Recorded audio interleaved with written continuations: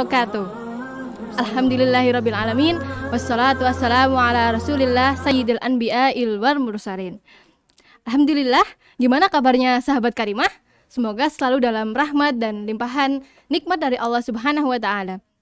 Hari ini 16 Rabiul Akhir 1442 Hijriah atau yang bertepatan pada 2 Desember 2020, saya Ainur Maulidian akan memandu acara Karimah yang ke-6 yang berjudul Istiqomah Belajar Bahasa Arab.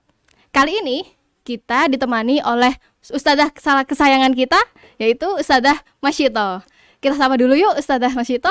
Assalamualaikum Ustadzah. Waalaikumsalam warahmatullahi wabarakatuh. Kaifa haluk ya Ustadzah? Alhamdulillah bikhair. Alhamdulillah. Baik, untuk mempersingkat waktu, gimana nih? Udah pada kepo belum? Apa ya caranya, tipsnya untuk istiqomah belajar bahasa Arab? Nah, mari kita simak penjelasan dari Ustadzah Masyito. Tafadhal masykura. Bismillahirrahmanirrahim. Assalamualaikum warahmatullahi wabarakatuh. Alhamdulillah. Bismillah, alhamdulillah. Salatu wassalamu ala Rasulillah. Terima kasih Ukhti Ayu yang sudah memukadimahi acara ini. Pada siang hari ini, alhamdulillah kita dipertemukan oleh Allah dalam kondisi yang sehat walafiat, kemudian juga tidak kurang satu apapun. Salawat besar salam kita haturkan kepada Rasulullah Sallallahu Alaihi Wasallam. Allahumma sholli wa sallim wa barik alaih. Mudah-mudahan apa yang akan kita bicarakan atau bincangkan siang hari ini merupakan salah satu cara kita untuk mengikuti ajaran beliau, yaitu dengan beristiqomah atau konsisten belajar bahasa Arab. Selanjutnya mungkin kenapa harus ada tema istiqomah dalam belajar bahasa Arab? Apakah istiqomah itu perlu juga dalam belajar bahasa Arab atau hanya cukup untuk ibadah atau hijrah ya istiqomah? Ternyata dalam belajar atau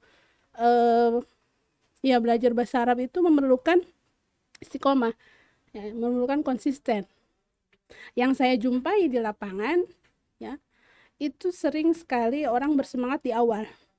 Ustazah saya mau kursus dong, Ustazah saya mau privat dong bahasa Arab.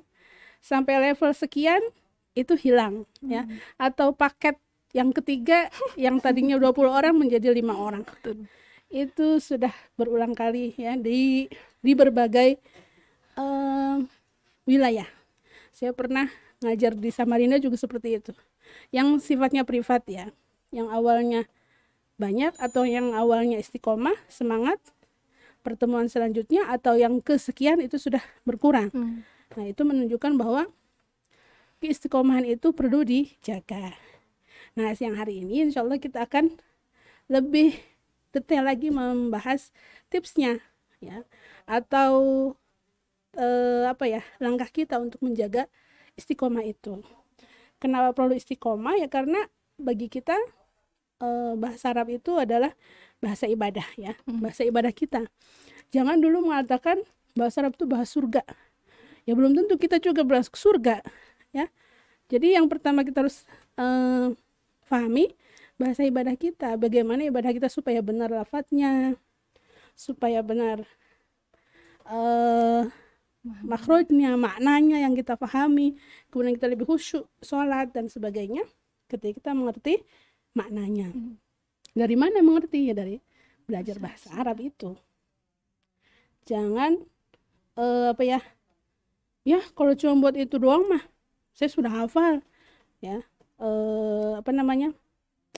bacaan-bacaan sholat, ya, tapi apakah sudah menghasilkan kehusyuan dari berdasarkan pemaknaan yang kita resapi saat ibadah atau belum gitu.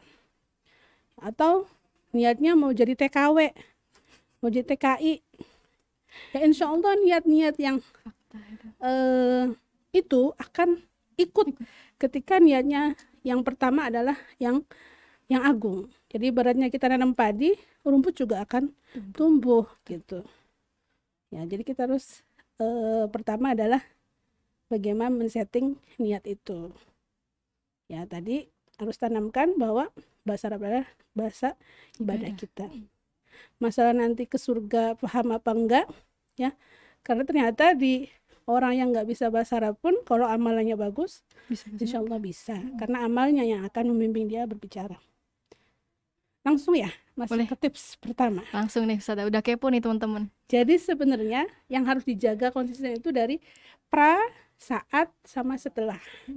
Jadi sebelum kita belajar bahasa Arab, itu kita harus men-setting diri kita siap. Ya, siap untuk melalui proses itu.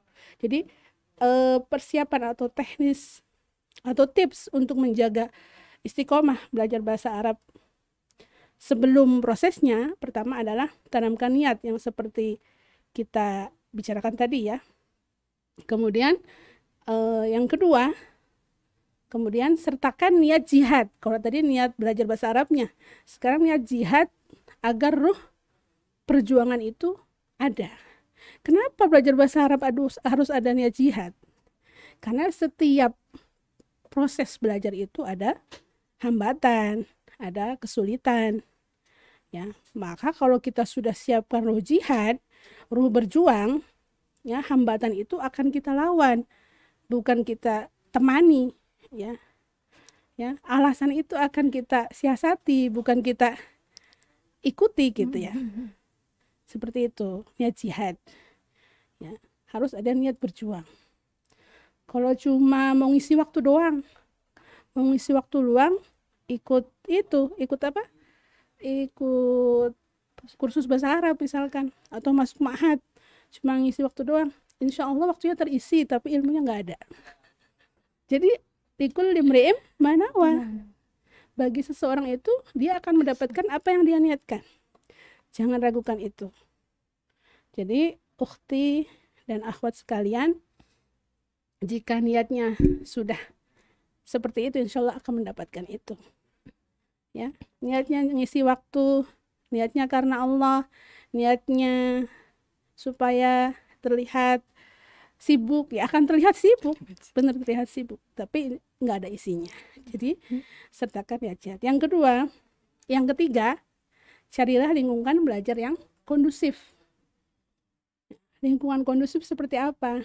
Yang bisa menunjang proses belajar kita. Susah ustazah, saya ini ibu rumah tangga misalkan.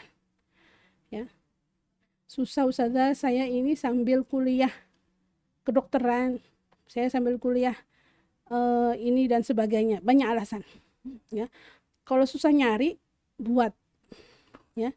Buat rumah anti, buat kosan anti, itu kondusif untuk belajar bahasa Arab. Ya, insya Allah kita bukan anak yang, maksudnya kita bukan pada tahap usia yang gak bisa mengkondisikan sesuatu. Insya Allah bisa. Kalau ada niat jihad tadi.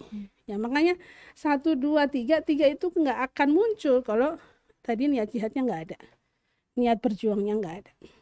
Ya, buatlah lingkungan. Misalkan antum ibu-ibu, ya, atau antum pasutri baru, ya, jadikan partner antum di rumah itu bisa support dalam belajar bahasa Arab anti. Misalkan manggil suaminya zauji, udah bukan apa ya, biasanya nggak tahu zauji, atau pokoknya istilah-istilah diganti dengan bahasa Arab itu untuk menanamkan ruh dulu atau mengkondisikan lingkungan kita.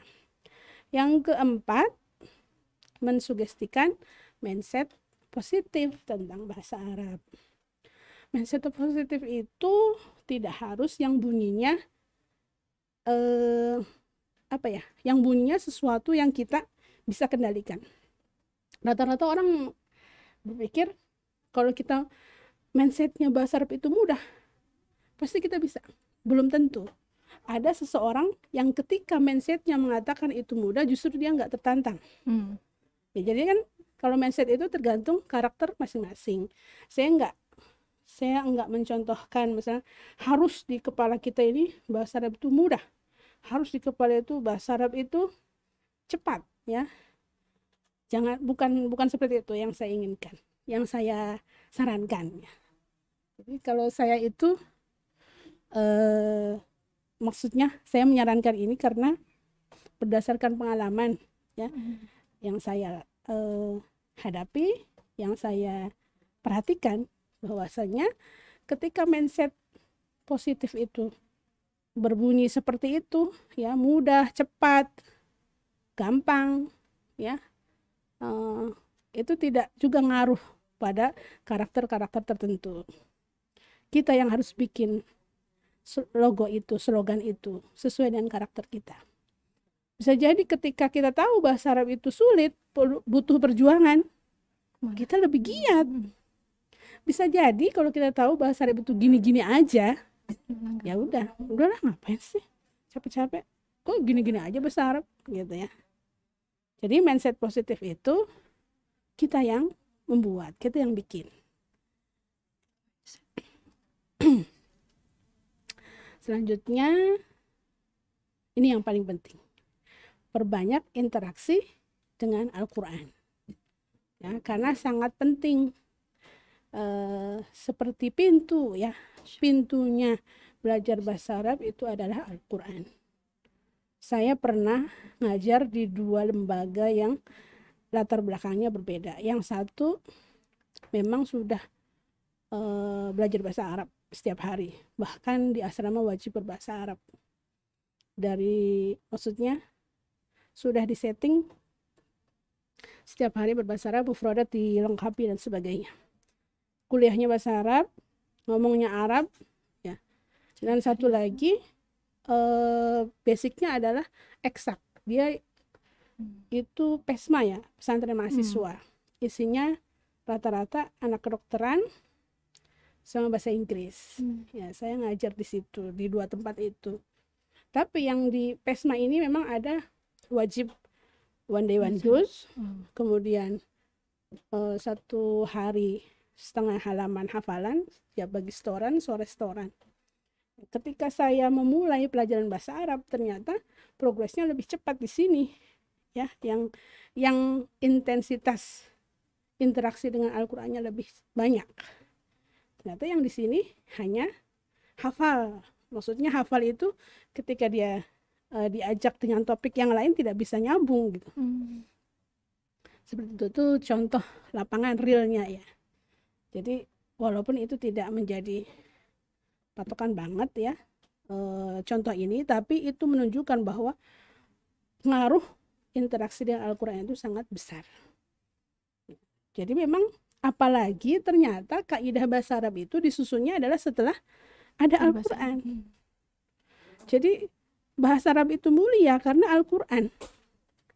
Andaikan Al-Quran tidak turun dengan bahasa Arab, ya, bahasa fushah Arab, ya, kayaknya bahasa Arab akan menjadi bahasa yang biasa saja.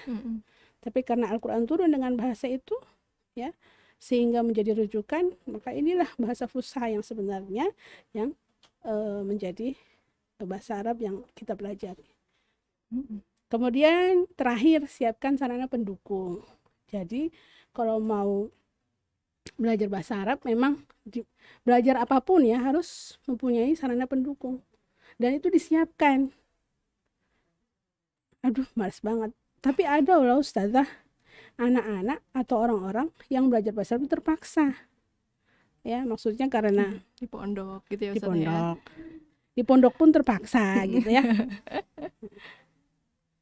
Maka sarana pendukungnya sudah ada biasanya. Yang terpaksa itu biasanya sarana pendukungnya sudah ada. Benar. Ya, itu tinggal men-setting ulang dari awal tadi. Sayang sekali sudah jalan masih dalam kondisi terpaksa. Itu, ya, pra atau sebelum proses kita belajar bahasa Arab itu yang disiapkan. Kemudian sebagaimana ikhlas, istiqomah itu perlu disiapkan juga saat proses, ya. Ya, orang-orang yang berjatuhan di jalan bahasa Arab, ya, itu di jalan belajar bahasa Arab itu kan lagi proses. Iya, benar. Ya, gitu ya. Maksudnya perlu dijaga juga saat itu. Yang pertama apa tipsnya?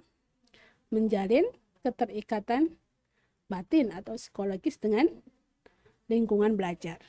Baik itu teman, grup kalau belajarnya online, ya, guru, atau komunitas bahasa Arab, ya, itu harus terikat. Jangan apa ya, jangan menyendiri, jangan mengeksklusifkan diri gitu ya. Walaupun misalkan kita lihat di kelas itu kayaknya saya yang paling menonjol misalkan, terus saya yang paling niat banget bahasa Arabku, yang lain kayaknya malas-malasan, males ah. Nah, kita harus jadi penggerak atau perekat ya, secara psikologis dalam lingkungan belajar kita. Itu juga ternyata sangat berpengaruh pada konsistensi kita dalam belajar bahasa Arab, saling menyemangati ya. Apalagi sarana sekarang itu sangat banyak ya, sangat mudah sekali untuk bisa saling koneksi ya dengan komunitas atau lingkungan belajar. Selanjutnya, saat proses belajar bahasa Arab ya, untuk menjaga keistiqomahan atau konsisten, yang kedua adalah mencoba tantangan setiap keterampilan bahasa Arab. Maksudnya challenge kita itu belajar bahasa Arab misalkan sudah sampai level 1, tentu kita sudah mendapatkan 4 keterampilan bahasa. Apa itu 4 keterampilan bahasa Arab? Sima'ah atau istima' atau listening. Kemudian kiro'ah, baca. Kemudian kalam, ya, berbicara. Kemudian kitabah, menulis. Itu urutan yang benar ya. Jangan nulis dulu. Dijamin orang yang belajar nulis dulu tuh susah ngomongnya. Ya, jadi yang pertama itu kita simak. Kita coba. Saya udah belajar 2 bulan bahasa Arab nih. Paham gak ya dengar orang baca berita bahasa Arab ya, atau ngomong bahasa Arab? Saya udah 2 mustawa di ma'had, tapi sampai mustawa 4 saya nggak paham saya ngomong apa di kelas. Nah, itu perlu dipertanyakan. Mungkin dalam prosesnya ya kita masih belum maksimal. Nah, salah satu cara untuk konsisten tadi itu coba tantangan. Cari lagu bahasa Arab. Ya, kalau emang orangnya suka lagu. Saya nggak maksa harus Quran dipahami langsung. Ya. Justru kalau Quran itu harus ada pendamping guru atau mufassir atau buku tafsir. Kemudian misalkan lihat film, ya, lihat film bahasa Arab tanpa teks. Wah, ngerti nggak? Ngerti Ustaz kalau film makan yang itu dibunuh sama ini dan sebagainya. Ada gambarnya soalnya Ustaz. Ada gambarnya soalnya. Ya. Atau beli lihat web bahasa Arab ya. Itu ngerti nggak gitu ya. Jangan langsung diterjemahkan ke Google Translate. Nggak bisa-bisa ya. Nanti Ustaz. Iya. Itu namanya nggak tantangan. Itu namanya cuma ya kayak gitulah gitu ya. Memproses ya. Kalau tantangan itu coba. Jadi harus, kenapa saya sebut tantangan? Karena harus ada dari diri sendiri keinginan itu. Kalau ujian mah dikasih, mau nggak mau tanggal ini jam segini ujian, ngerjakan. Tapi kalau tantangan itu dari kita sendiri. Kok rata-rata tipsnya itu harus dari kita ya. Namanya istiqomah itu diusahakan. Kalau diberi namanya hadiah.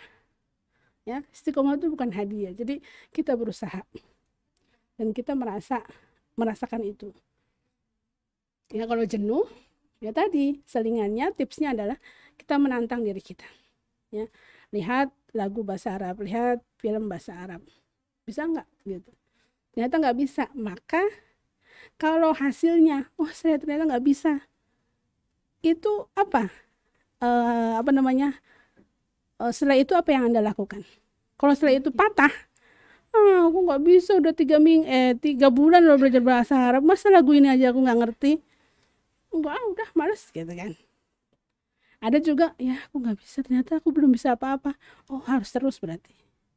Kita milih, kita mau jadi positive thinking tadi ya, positive vibes ya, atau sebaliknya gitu.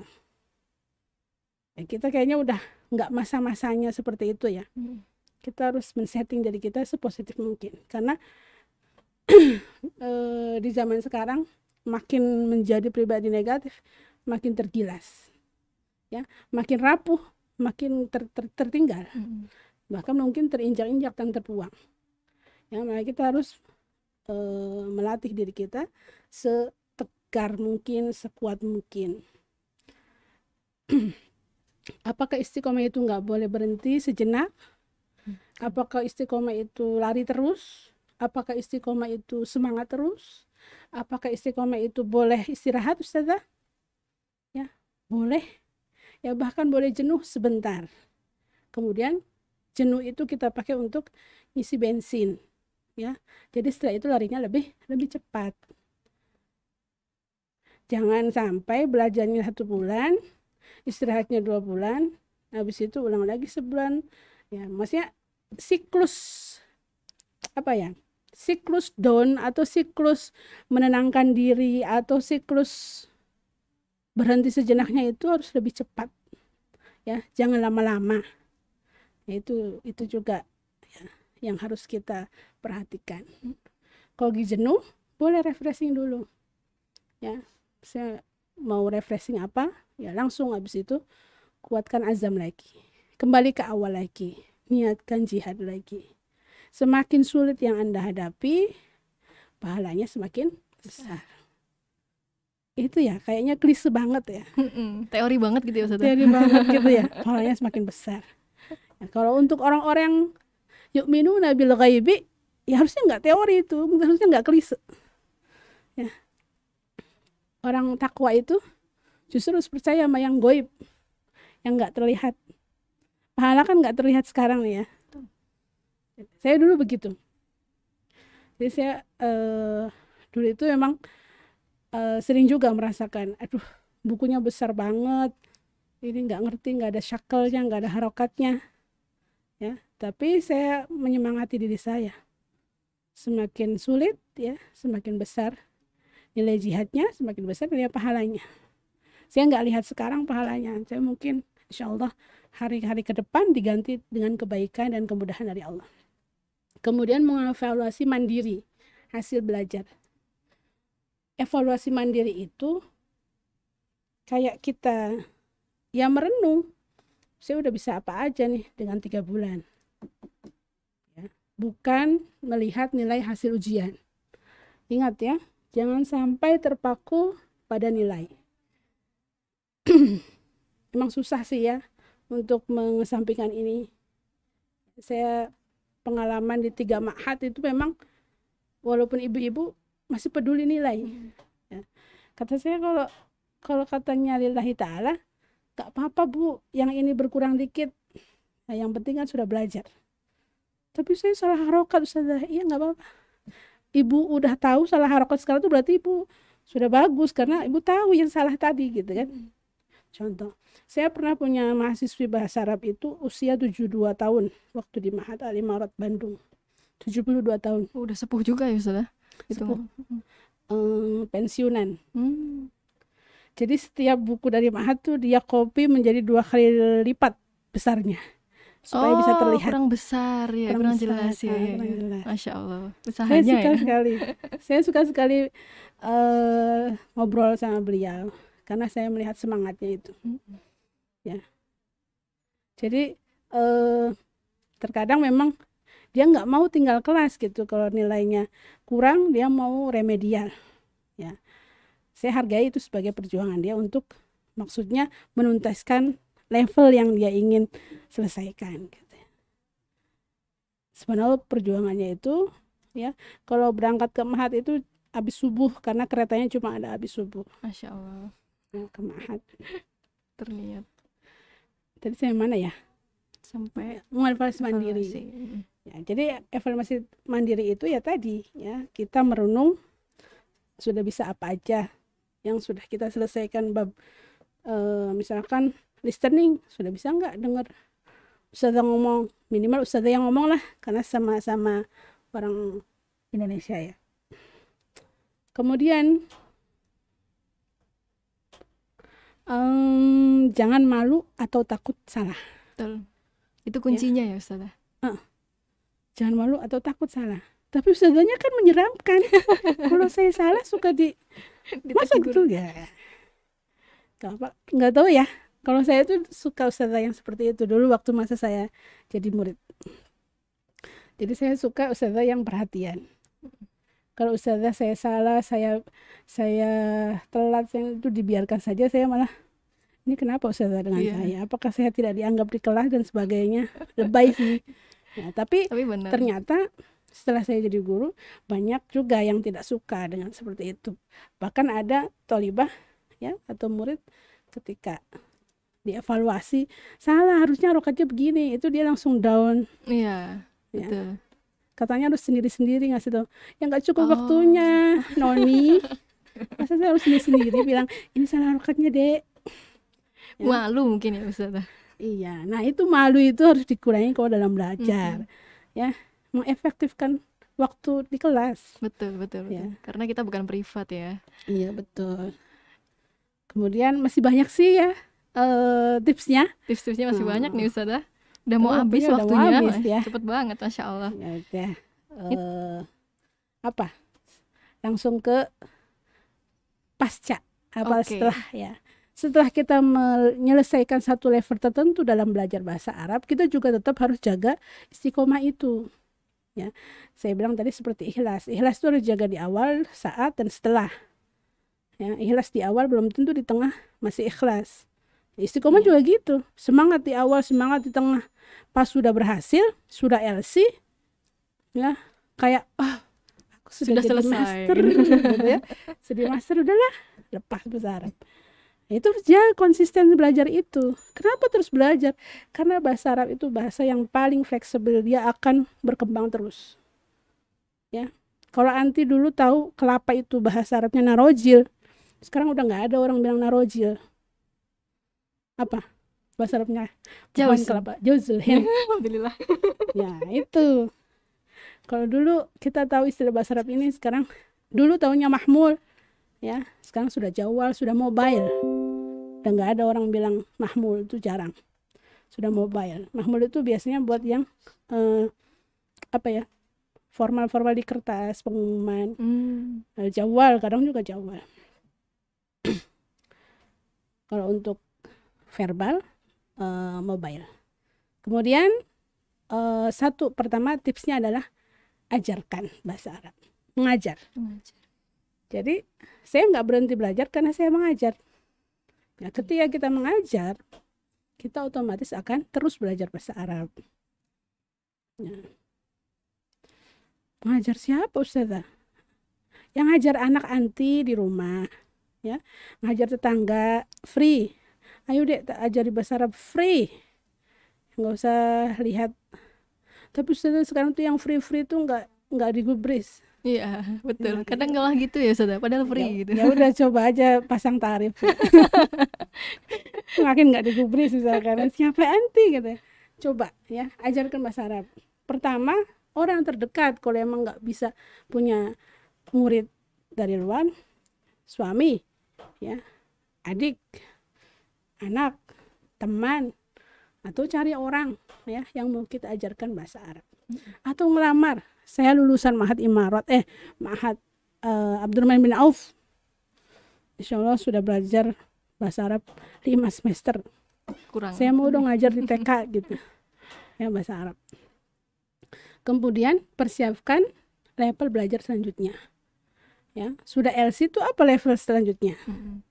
Ada pasti terus ya. Sudah bisa bikin makalah, bisa nggak bikin jurnal? Wow. Bahasa Arab. Ya, sudah bikin insya, sudah bisa bikin quotes, ya. Bisa nggak bikin reminder yang lebih panjang, bikin khutbah gitu. Masya Allah. Ya, pernah nggak sih nyoba-nyoba kayak gitu? Ya, harus bisa, harus nyoba. Ya, harus pede mencoba. Kan yang lihat quote mah diri sendiri. Nanti ya, tinggal lihat Ustazah bener nggak harokatnya begini, bener nggak bahasa Arabnya begini. Ini maksudnya apa anti ini? Nggak apa-apa kalau saya bilang kayak gitu. Bikin lagi aja, ya. Kemudian menjalin hubungan atau tidak lepas dengan komunitas belajar yang dulu yang sudah selesai. Misalkan bikin pelatihan yuk, bikin kelas online yuk. Ya, itu harus aktif. Aduh Ustazah, capek lah, masa baru selesai udah harus mulai lagi. Ya supaya terus hidup. Saya yakin namanya semua bahasa ya, bahasa asing, Arab, Indonesia, Inggris, Jepang, kalau enggak terus dipelajari itu hilang. Ya, hilang beneran. Saya dulu pernah belajar bahasa Jepang, bisa, habis itu nggak belajar lagi, ya hilang. Sekarang lupa nggak ya, bisa. Ustazah. Taunya cuma konnichiwa dan sebagainya. Konnichiwa. Ya. Bahasa Inggris juga begitu. Kemudian rutinkan tadabbur Al-Quran. Ini treatment yang paling bagus. Ya, kalau nggak nemu murid, udah lepas kontak dengan lingkungan belajar yang kemarin, tadabbur Al-Quran mandiri. Kemudian dievaluasi dengan buku tafsir di sebelahnya. Ya, jangan tadabbur sendiri habis itu memaknai Al-Quran semaunya sendiri. Bahaya Tidak itu bisa, sih. ya, tidak bisa. Kemarin saya lihat video apa sih? Video lucu gitu, tapi Oh, sesuatu yang penting tapi dibikin lucu gitu ya. diparodikan. Jadi si pembawa acara nanya ke ulama, kenapa sih Al-Quran itu perlu dibaca atau perlu dipahami dari sisi tafsir? Padahal kan itu bahasa Arab, kita juga bisa baca sendiri. Ustadznya cuma bilang, dia baca satu ayat, kalau saya nanya ke anti sekarang, apa artinya khawanan? Dia diem. Ya itu pentingnya ada Tafsir. ada mufassir. Kemudian terakhir, ikrarkan kecintaanmu terhadap bahasa Arab sebagai syiar Islam. Diikrarkan, maksudnya ikrar itu bukan saya cinta bahasa Arab, bukan. Maksudnya dalam lisan selalu menggunakan istilah-istilah Arab, kemudian menulis di buku nama pakai bahasa Arab dan sebagainya. Saya dulu pernah dikira apa tuh kidal karena tanda tangan dari sini. Padahal kalau kidal kan tangan kiri. Iya benar. Karena tanda tangannya Bahasa Arab. bahasa Arab. Oh, Itu dari SMA. Masya Allah. Sebenarnya karena nggak bisa mikir lagi Bingung kayak bahasa gimana. Arabnya ya, Udah Ustaz? ini aja. Bingung tanda tangan. Kan orang dulu suka ngarang-ngarang tanda tangan ya. Kalau saya malas mikirnya, udah pakai bahasa Arab. Tulisan masyita gitu. Mungkin itu saja tipsnya ya. Oke, wah Masya Allah. Kebanyakan atau terlalu ini. Maksudnya ini ala sabilil mithal ya, bukan hasr. Jadi nggak membatasi. Jadi kalau Anda punya tips sendiri sesuai karakter Anda itu lebih bagus. Ya, jadi harus ada perjuangan. Intinya harus ada perjuangan. Begitu supaya kita mengikat apa yang sudah kita pelajari. Wallahu a'lam bishawab. Mungkin itu saja. Silahkan Ukhti Ayu. Ya, oke, Saya terima serahkan. kasih Ustazah Jazakumullahu khairan sudah membantu kita menjelaskan nih apa aja sih tips untuk istiqomah bahasa Arab. Karena pasti banyak yang tumbang di jalan perjalanan belajar bahasa Arab, ya Kak? Ada nggak yang merasain kayak gitu juga nih? Saya aja juga ngerasain ini karena mesti ada naik turunnya belajar bahasa Arab itu. Karena mesti setan pun nggak suka kalau kita belajar bahasa Arab ya Ustazah ya. Karena itu bahasa ibadah gitu. Kita harus menjadikannya suatu niat ibadah dalam belajar bahasa Arab seperti itu. Oke, ini dari tadi belum ada yang mau nanya nih Ustazah. Ini udah paham atau gimana ya? Sudah paham. Sudah paham ya, semoga sudah paham ya teman-teman ya. Berarti ditunggu kehadirannya di Ma'had Abdurrahman bin Auf untuk belajar bahasa Arab dan istiqomah bersama-sama. Oke. Oke, sekian dari kami. Insya Allah sudah cukup jelas tips-tipsnya.